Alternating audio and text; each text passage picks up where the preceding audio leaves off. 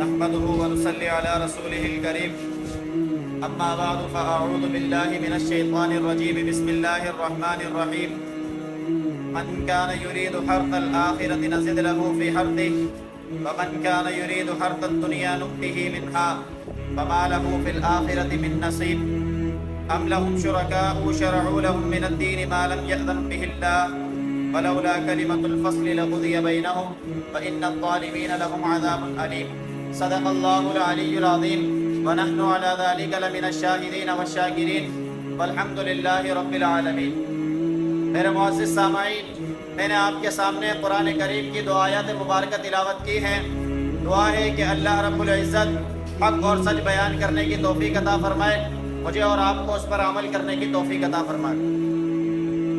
ان آیات مبارکہ کے اندر اللہ رب العزت نے اس انسانیت میں سے دو قسموں کو بیان فرمایا ہے کہ ایک قسم تو وہ ہے کہ جو اللہ رب العزت سے آخرت کو طلب کرتے ہیں، دوسری قسم وہ ہے جو اللہ رب العزت سے دنیا کو طلب کرتے ہیں۔ اللہ رب العزت فرما رہے ہیں کہ دونوں ہی طالبوں کو ہم عطا فرما دیتے ہیں، لیکن فیصلہ یہ ہے کہ وَمَا لَهُ فِي الْآخِرَةِ مِن نَصِيب کہ جو شخص دنیا کا طالب ہوتا ہے اس کو اللہ رب العزت سب کچھ دنیا میں دے دیتے ہیں اور آخرت میں اس کا کوئی حصہ باقی نہیں بچتا۔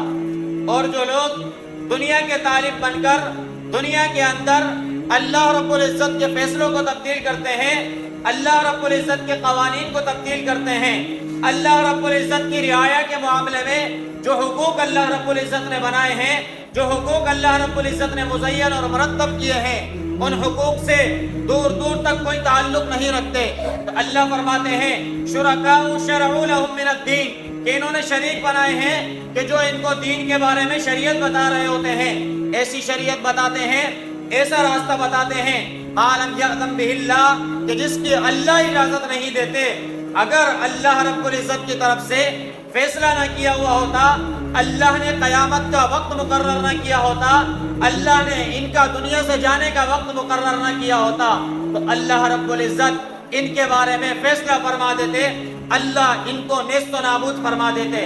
وَإِنَّ الظَّالِمِينَ لَهُمْ عَذَابٌ أَلِيمٌ اللہ فرماتے ہیں جو ظلم کر رہے ہیں، چاہے اپنے قوانین بنا کر، چاہے قرآن کو چھوڑ کر، چاہے نبی علیہ الصلوۃ والسلام کے طریقوں کو چھوڑ کر، ان سب کے لیے اللہ رب العزت نے اگر دنیا کے اندر آسائشیں اور آزائشیں رکھی ہیں تو آخرت کے اندر ان کا کوئی حصہ نہیں ہے، ان کے لیے دردناک عذاب اللہ نے تیار کیا۔ بیشتر انبیاء اکرام مجھے اور آپ کو ان کی کہانیاں، ان کے واقعات، ان کے قصے کیوں بتائے گئے کہ ہم ان سے سبق لے لیں۔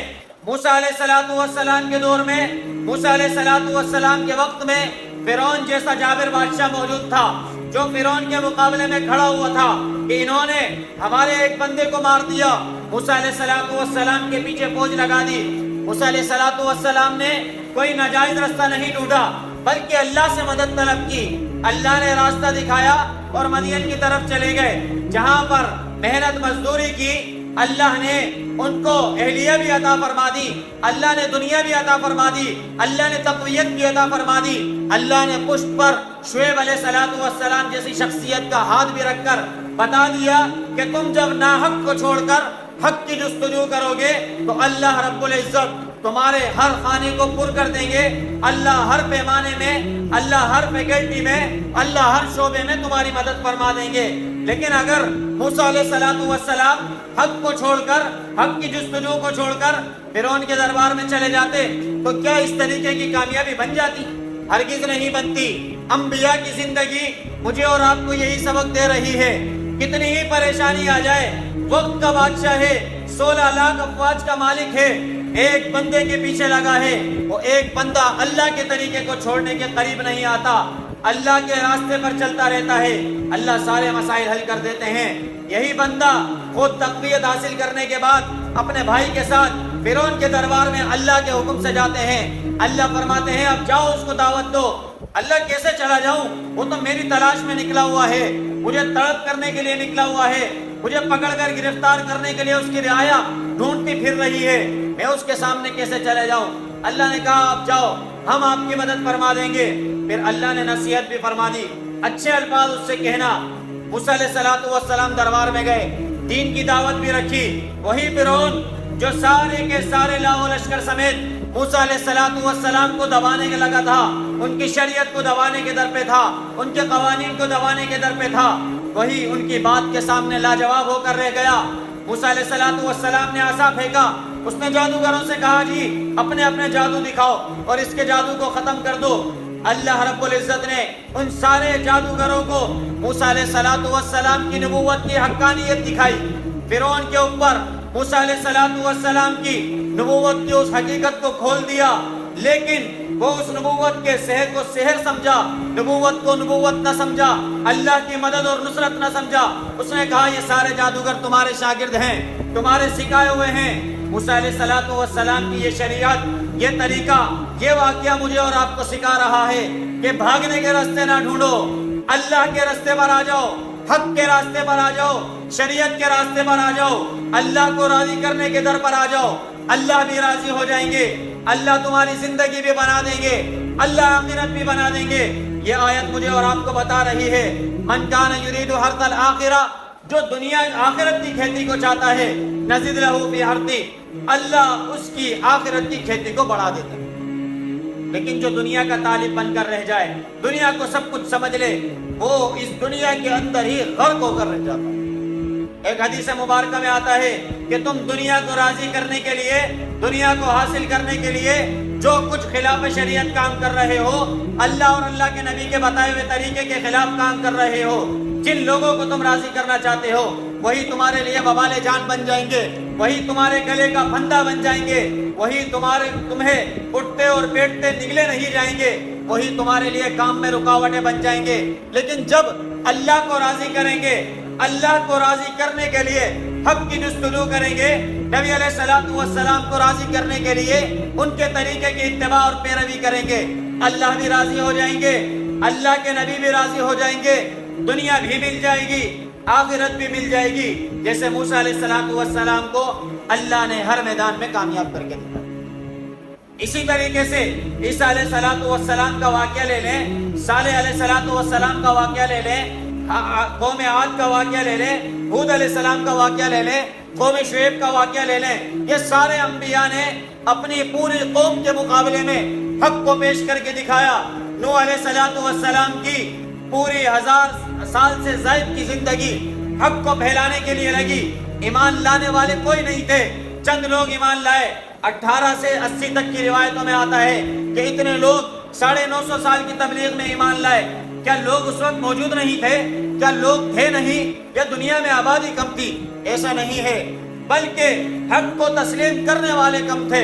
آج ہمارے معاشرے کی یہی فضا ہے کہ حق سب کو پتا ہے، قرآن سب کو پتا ہے، احادیث سب کو پتا ہے، ظلم کا راستہ سب کو پتا ہے، مظلوم کون ہے سب کو پتا ہے، ظالم کون ہے سب کو پتا ہے، لیکن پھر بھی دنیا کے طالب بن کر یہ ظالم حکمران ہو یا ظالم افسران ہو یا کرپٹ معاشرہ ہو، یہ سارے کے سارے دنیا کے طالب بن کر ظلم کے راستے کو اپناتے ہیں، چاہے وہ رشوت کا بازار ہو، چاہے جھوٹ کا بازار ہو، چاہے بددیانتی کا بازار ہو، سب کو پتا ہے ہم اپنی جانوں پر ظلم کر رہے ہیں، لیکن اس راستے کی پیروی کرتے ہیں۔ کیوں؟ کیونکہ دنیا حاصل ہو جائے، دنیا میں نام ہو جائے، دنیا کی ترقی مل جائے، دنیا کی کامیابی مل جائے۔ لیکن جو دنیا کے طالب ہیں، اس آیت کی روشنی میں اپنا حشر دیکھ لیں کہ ما لہو وما لہو فی الآخرۃ من نصیب، ان کے لیے آخرت میں کوئی حصہ نہیں۔ وَإِنَّ الظَّالِمِينَ لَهُمْ عَذَابٌ أَلِيمٌ، اور اسی طریقے کے لوگ ظالم ہیں، اور ظالموں کے لیے اللہ نے دردناک عذاب تیار کیا۔ میں اور آپ اپنے معاشرے کو سدھارنا چاہتے ہیں، اپنی زندگی کو اگر کامیاب بنانا چاہتے ہیں، دنیا اور آخرت کی کامیابی چاہتے ہیں، اللہ اور اللہ کے نبی کو راضی کرنا چاہتے ہیں، جس نبی کے آنکھوں کی ٹھنڈک نماز کو اس نے قرار دیا، اس نماز کے قریب ہم نہیں جا رہے۔ میں اور آپ نبی کے نام پر قربان ہونے کو تیار ہیں، ناموس رسالت پر قربان ہونے کو تیار ہیں، نبی کے نام کے اوپر اپنی جان کا قطرہ قطرہ تک قربان کرنے کو تیار ہیں، غلامی رسول میں موت قبول کرنے کو تیار ہیں۔ لیکن غلامی رسول میں نبی علیہ السلام کی زندگی کیوں قبول نہیں کر پا رہے؟ کیونکہ ہم اپنے معاشرے کے اندر اپنے عمل سے یہ بتا رہے ہیں کہ ہم دنیا کو زیادہ ترجیح دیتے ہیں، نبی کی زندگی کو ترجیح نہیں دیتے۔ اگر ہم جس طریقے سے قول کے مطابق کہہ رہے ہیں کہ غلامی رسول میں موت بھی قبول ہے، اگر عمل سے بھی یہ کہہ دیں کہ عمل کی زندگی میں بھی نبی علیہ الصلوۃ والسلام کی زندگی قبول ہے، اگر نبی علیہ الصلوۃ والسلام کی زندگی ہمارے عمل میں نہیں ہے تو پھر ہمیں موت قبول ہے۔ اگر یہ نعرہ ہمارے عمل کے اندر بھی آ جائے، ہماری زندگی عملی زندگی بن جائے، ہمارے قول عملی قول بن جائے، تو میری دنیا بھی کامیاب ہے، ہماری دنیا اور آخرت کامیاب ہے۔ ہم میدان حشر میں بھی سرخرو ہوں گے، اور پھر حشر کے میدان کے اندر جہنم سے بچا کر اللہ رب العزت جنت میں لے جائیں گے۔ یہ خسارے کی بات نہیں ہے کہ دنیا حاصل نہیں ہوئی، خسارے کی بات یہ ہے کہ جو جنت اتنی وسیع ہے کہ اس کا ایک درخت کے پتے کا سایہ عربی گھوڑا 500 سال تک دوڑتا رہے، اس ایک پتے کا سایہ ختم نہیں ہوتا، تو اس جنت کے ایک درخت کی کتنی وسعت ہوگی، کتنی کشادگی ہوگی۔ پھر معیار لگائیں کہ یہ تو ایک درخت کا پیمانہ ہے، ایک درخت کی کشادگی اور وسعت ہے، پھر جنت کی کتنی وسعت ہوگی۔ اتنی وسعت کے بعد، اتنی کشادگی کے بعد اس جنت کے اندر اپنی جگہ اور پلاٹ نہ بنا پائیں، یہ خسارے کی بات ہوگی، یہ رسوائی کی بات ہوگی، یہ ہمارے نبی کے سامنے ہمیں رسوا کروا دے گی۔ دعا ہے کہ اللہ رب العزت خود مجھے بھی دنیا اور آخرت کی کامیابی عطا فرمائے، آپ تمام میں سے ہر ایک کو بھی دنیا اور آخرت کی فلاح اور کامیابی عطا فرما دے۔ وآخر دعوانا ان الحمدللہ رب العالمین۔ الحمدللہ رب العالمین والعاقبۃ للمتقین والصلاۃ والسلام علی سید الانبیاء والمرسلین۔ اللہم انت السلام ومنک السلام تبارک یا ذا الجلال والاکرام۔ اللہ کریم ہمارے یہاں بیٹھنا اپنی بارگاہ عالیہ میں قبول فرما۔ اللہ کریم قرآن اور احادیث کا سننا سنانا اپنی بارگاہ عالیہ میں قبول فرما۔ اللہ کریم قرآن اور احادیث کے پیغام کو سمجھنے کی ہم سب کو توفیق عطا فرما۔ اللہ کریم قرآن اور سنت کے پیغام کو پوری دنیا میں پھیلانے کی ہم سب کو توفیق عطا فرما۔ اللہ کریم ہمارے ملک کے نظام کو قرآن اور سنت کے مطابق بنانے کی ہم سب کو توفیق عطا فرما۔ اللہ کریم قبلہ اول بیت المقدس کی حفاظت فرما۔ اللہ کریم حرمین شریفین کی حفاظت فرما۔ اللہ کریم ملک پاکستان کی حفاظت فرما۔ اللہ کریم ہمارے ملک کو امن کا گہوارہ بنا۔ اللہ کریم ہمارے ملک کی امن اور سالمیت کی حفاظت فرما۔ اللہ کریم ہمارے ملک کی اسلامی نظریاتی جغرافیائی سرحدات کی حفاظت فرما۔ یا اللہ ہماری بہن ڈاکٹر عافیہ صدیقی کو جلد رہائی عطا فرما۔ یا اللہ اس کے لیے ہم سب کو جد و جہد کرنے کی توفیق عطا فرما۔ یا اللہ جہاں جہاں مسلمان پریشان حال ہیں، بیمار ہیں، مصیبت زدہ ہیں، تکلیفوں میں ہیں، یا اللہ تمام کی بیماریوں کو، پریشانیوں کو، تکلیفوں کو، مصیبتوں کو دور فرما۔ یا اللہ جتنے بے روزگار ہیں، یا اللہ تمام کو حلال طیب روزگار عطا فرما۔ یا اللہ جتنے برسر روزگار ہیں، یا اللہ ان کے روزگار میں، کاروبار میں خیر و برکت عطا فرما۔ یا اللہ جتنے پیارے ہمارے اس دنیا سے چلے گئے، اللہ سب کی کامل بخشش فرما۔ اللہم رب ارحمہما کما ربیانی صغیرا، وصلی اللہ تعالی علی رسول خیر خلقہ محمد وعلی آلہ واصحابہ اجمعین، آمین برحمتک۔